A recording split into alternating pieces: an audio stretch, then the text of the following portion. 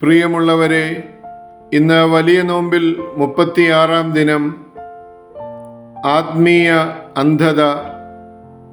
അന്ധതയുടെ താഴ്വര എന്ന പേരിൽ ഡേവിഡ് ക്രിസ്വെല്ലിൻ്റെ ഒരു കഥയുണ്ട്. ഏതോ ദ്വീപിലകപ്പെട്ട കുറേ മനുഷ്യർ ഒരു ഇലക്കറി കഴിച്ചതുമൂലം അവരുടെ കാഴ്ച നഷ്ടപ്പെടുന്നു. അവരെ ബാധിച്ച അന്ധത അവരുടെ പിൻതലമുറകളിലേക്കും പടരുന്നു. വർഷങ്ങൾ കഴിഞ്ഞപ്പോൾ അന്ധത ബാധിച്ച മനുഷ്യർ അവരുടെ അന്ധതയുമായി വല്ലാതെ പൊരുത്തപ്പെട്ട് ജീവിക്കാൻ തുടങ്ങി. കാഴ്ചയില്ലാതെ വന്നപ്പോൾ അവരുടെ മറ്റ് ഇന്ദ്രിയങ്ങൾ കൂടുതൽ ശക്തി പ്രാപിച്ചു. അങ്ങനെ ജീവിതം ആയാസരഹിതമായി. ഒരു ദിവസം കപ്പൽ ഛേദത്തിൽ അകപ്പെട്ട ഒരു യുവാവ് ആ ദ്വീപിൽ വന്നുപെട്ടു. ദ്വീപുവാസികളുടെ ദുരവസ്ഥ കണ്ട യുവാവ് കാഴ്ചയുടെ വിലയെക്കുറിച്ച് അവരെ ബോധവൽക്കരിക്കാൻ ശ്രമിച്ചു. പക്ഷേ തങ്ങളിൽ നിന്ന് വ്യത്യസ്തനായ ഈ യുവാവിന് എന്തോ തകരാറുണ്ടെന്നവർ പറഞ്ഞു. അവരുടെ കൂട്ടത്തിലുള്ള ഒരു പെൺകുട്ടിയെ അയാൾ സ്നേഹിച്ചിരുന്നു. തൻ്റെ കൂടെ വന്നാൽ അവളുടെ അന്ധത മാറ്റി വിവാഹം കഴിക്കാമെന്ന് അയാൾ അവൾക്ക് ഉറപ്പുകൊടുത്തു. എന്നാൽ ഇക്കാര്യത്തിൽ തൻ്റെ ബന്ധുക്കളുടെ തീരുമാനമറിയാൻ അവൾ കാത്തിരുന്നു.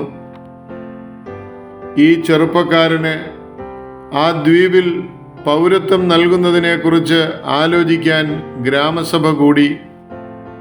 കമ്മിറ്റിയുടെ തീരുമാനം ഇങ്ങനെയായിരുന്നു: ഇവന് കാഴ്ച എന്നൊരു രോഗം പിടിപെട്ടിരിക്കുന്നു. ഇവനെ നമ്മുടെ കൂട്ടത്തിൽ ചേർക്കണമെങ്കിൽ ഇവൻ്റെ കണ്ണ് കുത്തിയെടുക്കണം.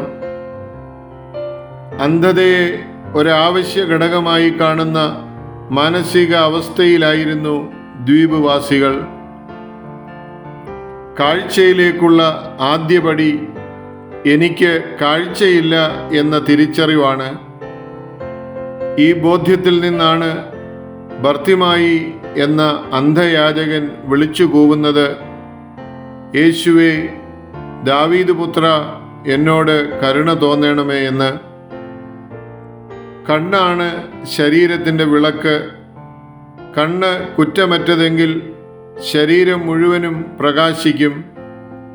കണ്ണ് ദുഷിച്ചതെങ്കിലോ ശരീരം മുഴുവനും ഇരുളാകും.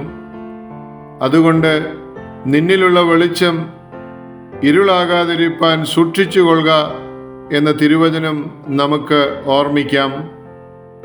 പ്രിയമുള്ളവരെ, പല കാരണങ്ങളാൽ അന്ധമായി പോയ നമ്മുടെ ആത്മീയ കണ്ണുകളെയും അകക്കണ്ണുകളെയും കാഴ്ചയുള്ളതാക്കി തീർക്കണമേ എന്ന് നമുക്കും തമ്പുരാനോട് പ്രാർത്ഥിക്കാം.